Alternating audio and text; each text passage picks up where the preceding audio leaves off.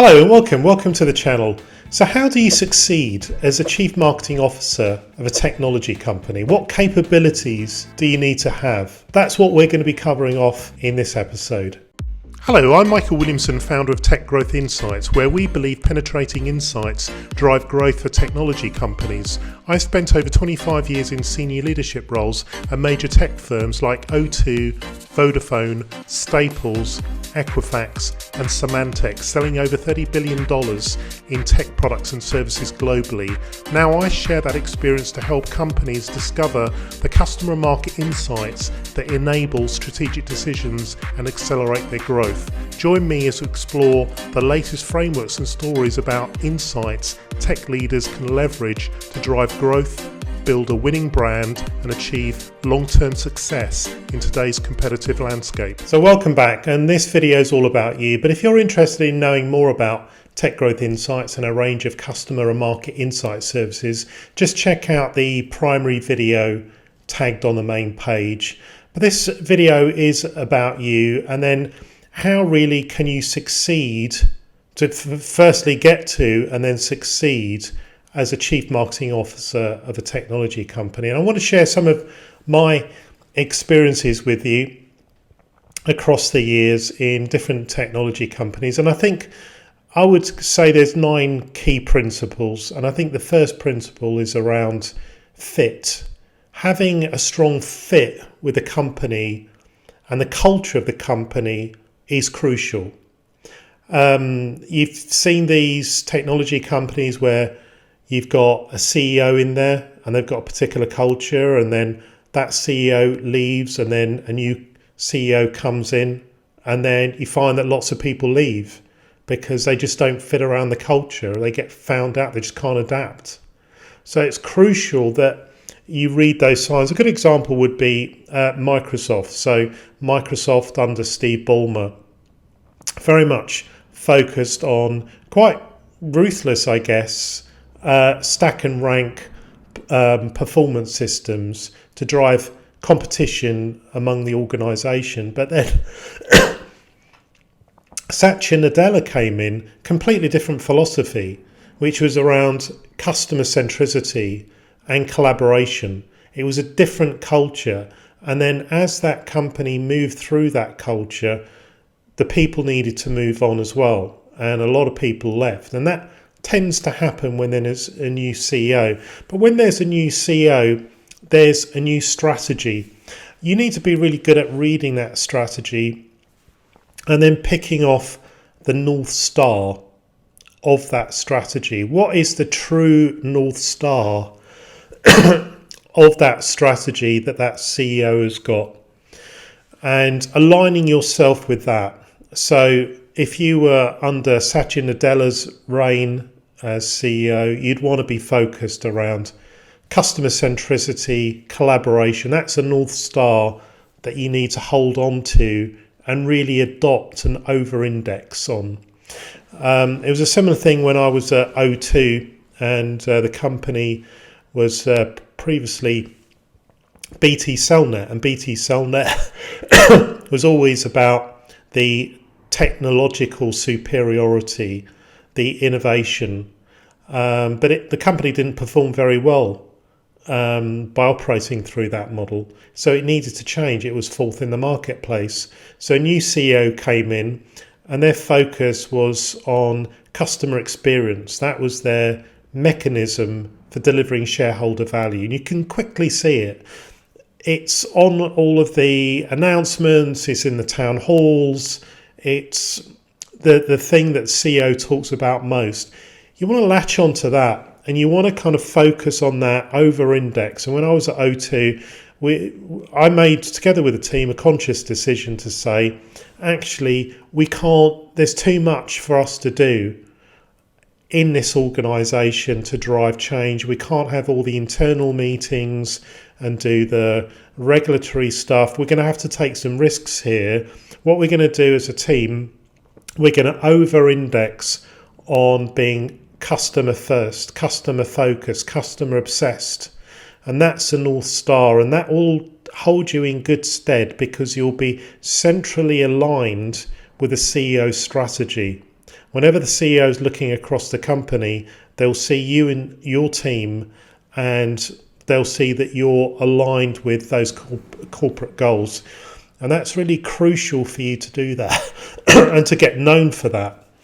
The second thing I'd say is that, which is aligned to that, is around ensuring that your team adopt that culture. It's not just about you adopting that North Star. You want to have your team adopt it as well. So making sure that you're taking that North Star, that focus from the CEO, into your team so your team can also get behind that, is crucial. And then start using vocabulary within your team in order to ensure that those stories, those narrative, what good looks like, starts coming out from your team, and you're developing your own culture of that North Star in your team. So recognize successes of team members who have over-delivered in those areas.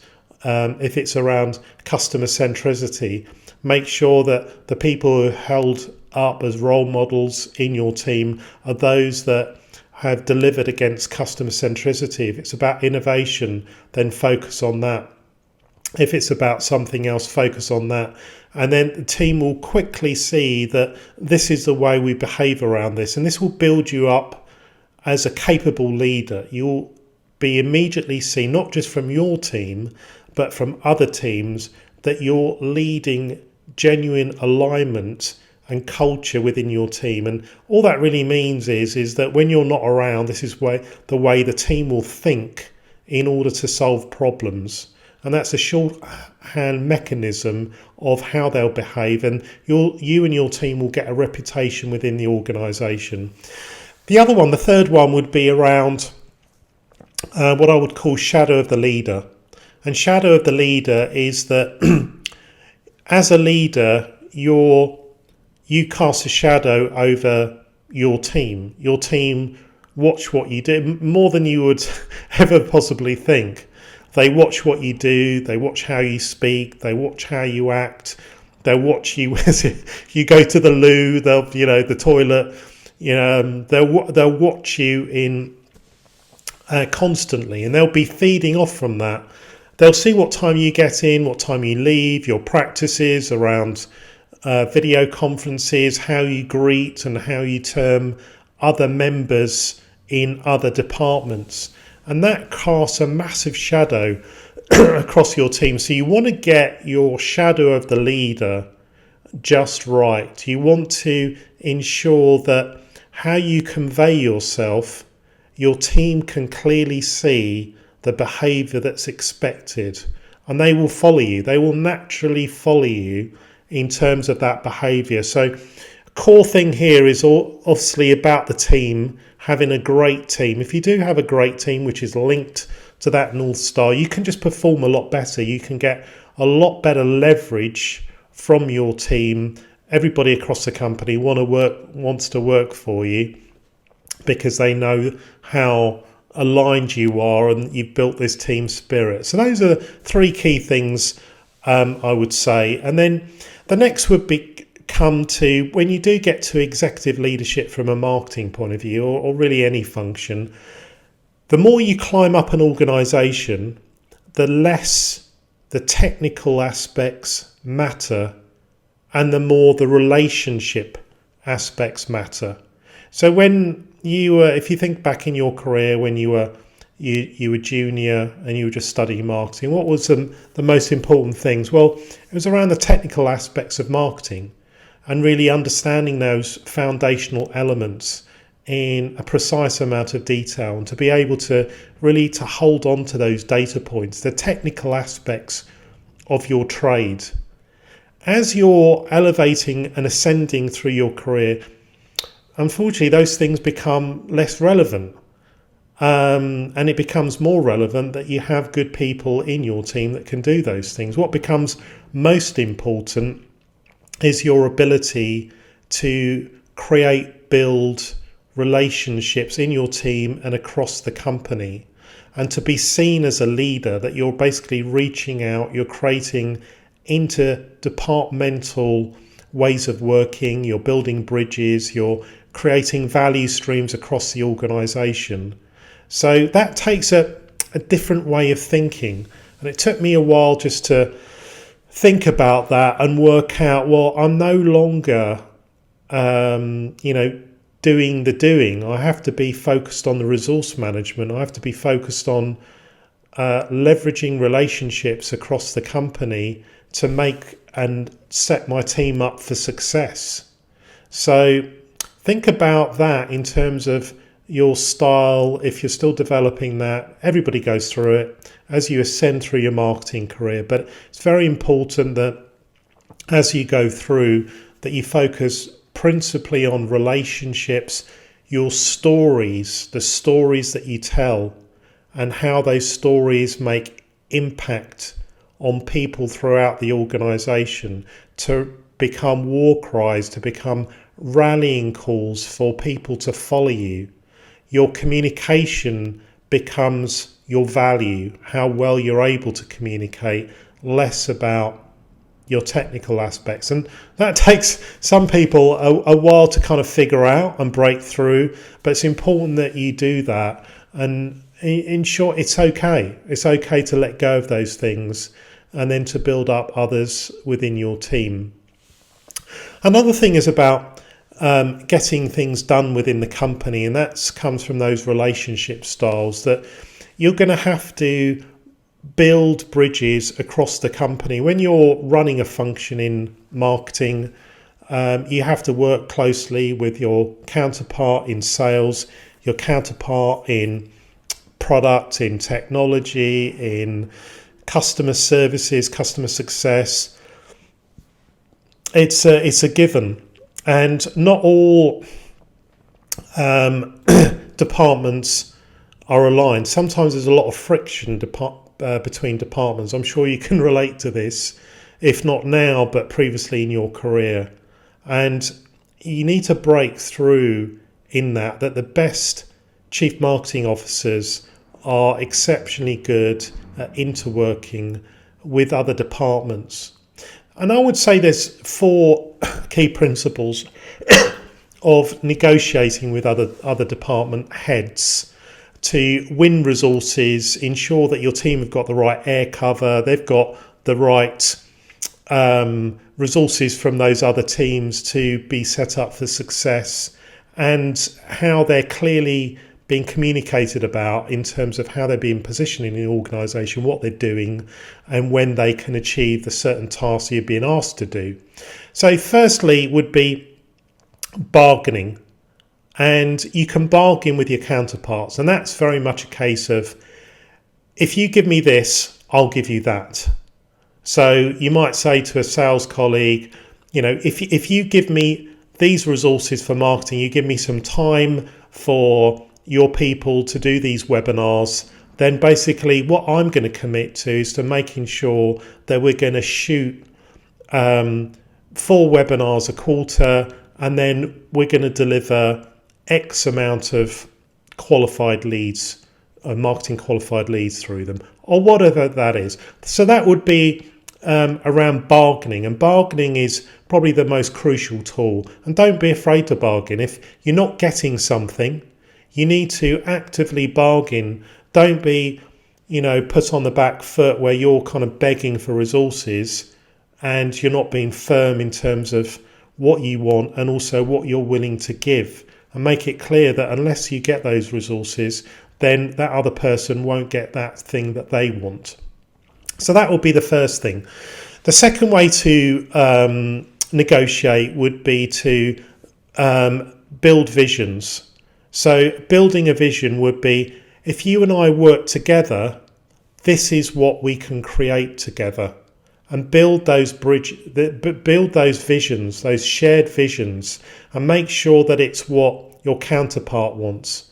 For instance, you might say to your VP of customer success, if we can work together in this way, then I can imagine a future whereby our customers are highly engaged, we're getting stronger renewals, we're getting more cross-selling of products. So building that shared vision And if we can work together in this way, this is how we're going to get there.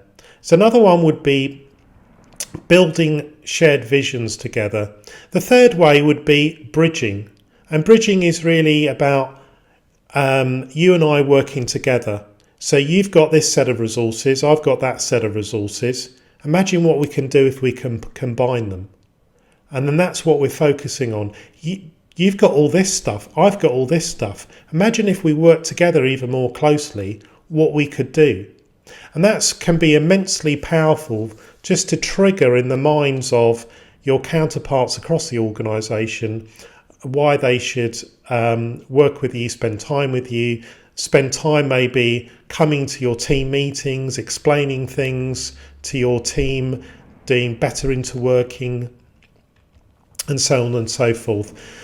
And then the fourth area sometimes, and you've got to use it, is JFDI, which is just do it. And sometimes you need to get nasty. And that doesn't mean that you're a nasty person, but sometimes there isn't the time to go round the houses on things. And sometimes you have to assert yourself and be bold and just to say, look, I'm just asking you to do it. And be forceful with it. But the key thing is to have some awareness, self-awareness in terms of which are the styles to use at the right time. I don't particularly like going to the JFDI route personally. I'd prefer building visions and doing the softer collaboration stuff, spending time with my counterparts. But in some instances, yes, I've absolutely done that. And I've just said, look, I just want you to do it and I want you to do it now. And in the right cases, that proves the most effective. But you're going to have to learn how to, if you don't already use a full inventory of negotiating styles to get things done, to win resources for you and your team to help you set yourself up for success in the company. The sixth thing is that certainly when you're thinking about career goals, you want to be thinking less about am I getting to this chief marketing officer? Am I getting the attention of the CEO? You want to be focused on becoming a person, a marketing leader that provides value. You want to be a person of value. And that really means focusing on ensuring that within your team, in your area, that you're focusing on what are those inputs that are going to drive value outputs for your organisation, and then being meticulous, being a master of those, and really focusing on personal and professional mastery of what are those levers within your marketing resource field that you can really drive that value into your company. And the more value you're providing, the more it will get noticed. And if you're not at the CMO level, it's only a matter of time that if you're providing huge amounts of value to the company, you're going to get recognized as that person who provides value. And I've seen these different marketing leaders over time, and also leaders in other functions in tech companies, and they focus on I would say the wrong things. They focus on really self, what they're going to get out of things. And whilst, yes, those leaders can achieve by sheer ruthlessness that elevation and ascendancy in their career, they never really stick around for very long in companies. They go in, they're in there for a couple of years, they get found out, they're not providing enough value, they're just focusing on taking, and they have to move on. And they inevitably move on and they jump from one role into another, and I've seen that so many times. But if you really want to have the authenticity and the belief that those people around you have in you. Be a person of value. It'll hold you in great stead in your company, also with your team. So yeah, that's definitely the way to focus on it. And in terms of what are those things, because I'm getting the question, I'm sure, which is, well, what are those things that we should be focusing on in terms of being a person of value?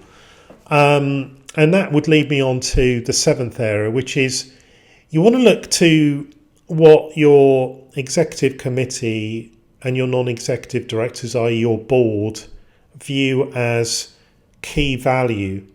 And from that point of view, if you see that, and let me take a step back, you'll see that there's, in companies, there's a way to operate, if you think about it, in quadrants. So on one axis, you've got projects which are really, really important to the company, from low to high. So if the company delivers on that, then there's a material step forward in terms of meeting strategic goals. On the other axis, it's about visibility. So is this a highly visible project to the exco and the board from low to high? And you'd be surprised, not all really important projects are highly visible. And these are kind of projects whereby they're important, but they don't really get the visibility across the organisation. You can be grafting away, you can do an amazing job, and then at the end of it, you don't really get any halo. Your team don't really get any halo. Your team don't really feel any better about delivering against it. Some of those things are just in your remit and you're just going to have to do. But where you want to be guiding you and your focus is on the elements which are on the upper quadrant. Those things which are both really important to the exco and the board, and also highly visible to the exco, the board, and across the company. Those are the sweetest projects for you to get involved with. And it doesn't really matter if those are outside your marketing remit. If traditionally in companies, particularly after COVID, there's been lots of delayering. Basically, middle managers are gone. There's too many projects. There's not enough people. You know what it's like. You operate in that field day in and day out. You've not got enough hours in the day. But the people who drive the most amount of value are the ones that look across the company and see what projects can I put my hand up to, big, meaty, juicy projects that I'm going to take on for the board, the exco, which are going to provide greater visibility. And those people that get that huge ascension boost, they're just literally putting their hand up. Yes, I'll do that. They're really good at spotting those projects. Yes, big project, really important to the company. And yes, there's big visibility. I'm just going to put my hand up time and time again. And you'd be surprised that across your peers, a lot of your peers in other departments, or if you've got peers in marketing, they'll just put their head down. They don't really want to put their hand up to those kind of projects. They're just trying to focus on the day-to-day, whereas the people that really make leaps and bounds, they sniff out those projects. They're quick to put their hand up. They're quick about how to delegate some of those things into their team, and then they're clever about using those projects to bring their team members on to provide them with development opportunities. So, and that's the match, and that's a certain nuance that you're going to have. But if you get a reputation for the person that's delivering immense amount of value against projects that are critically important to the company, and then you and your team are getting loads of halo, you're unstoppable. I think the other element, number 8, is, and this is becoming more and more acute, particularly post-COVID, is just resilience. resilience is becoming such an important term that a lot of us are disintermediated. We're working in hybrid environments. The resources that we had pre-COVID aren't around anymore. We're expected to do more with less team, less resources, less budget, and just grinding out shareholder returns. And that's part and parcel. It doesn't matter where you go, unless you're really, really fortunate. The vast majority of tech companies are exactly like that. So, and it's one of those things is to accept it and then grow resilience towards it, and to be able to cope with that. And some of the best ways to cope with that, certainly looking after yourself, having proper diet, relaxation, get involved in fitness pursuits where you can properly de-stress. I remember when I became general manager of O2, and I was leading. It was a marketing role, but I also had general management responsibility. So I ran the P&L. I was responsible for the whole business unit, and the business unit was £1.8 billion a year, and I had to deliver. The controllable contribution was 1.1 billion, and I can tell you, once I got to that state, I was, really happy when I did, but at the same time, having that weight of responsibility about delivering the quarterly numbers, where am I going to deliver this amount to? Watching what's happening with the marketplace, that there's dilution in certain customer offers and competitive offers diluting value. It became really stressful, really, really stressful. And I remember I would drive home and I would literally eat with the family, and then I'd lie on my bed, and then I'd have a towel on my head, and I had my earphones in. I was doing breathing exercises, and I didn't understand how to manage the anxiety, and I used to grind my teeth. And I had this terrible habit of grinding teeth, and even in the night, and I wore out a lot of my teeth. It was just teeth. It was just sheer anxiety of this responsibility of leading a business unit. There was 1,000 people in the business unit counting on me, either direct or indirect. And then in terms of the wider company, my business unit was delivering 70% of EBITDA to the total company. And then that sounds like, wow, that's fantastic. But yeah, it might be, but the stress of doing that. And the only way I could figured out coping was really to focus on resilience. I got a mentor. That really helps. If you get a mentor who can help you get your head up and think about the wood for the trees, that's a great way to de-stress, get clarity, rather than just fighting through things. Also, I did start on a lot more physical exercise just to burn off the sense of anxiety and stress.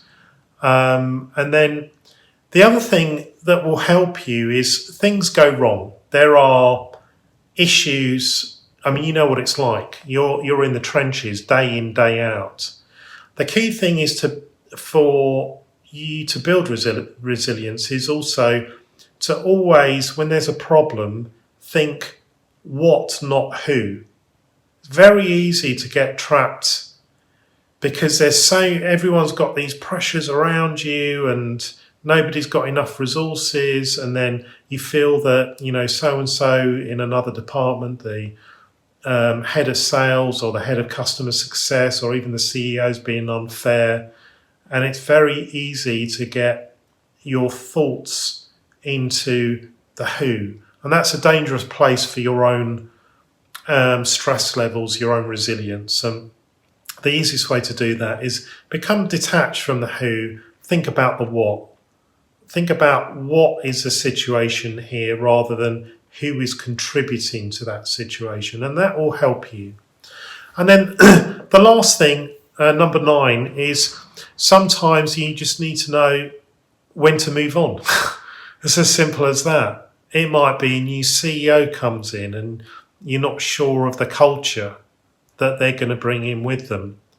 I've been in organisations when I was moving through where I looked around. There's O2's another good example. Whereas when I was general manager, I was running this business unit, and but I wasn't on the exco. I wasn't reporting into the CEO. I was actually reporting into somebody that owned all of the commercial units across the company, and I ran the business unit for her. She was excellent. But the thing is, I looked across the company and thought, wow, the talent here is so strong.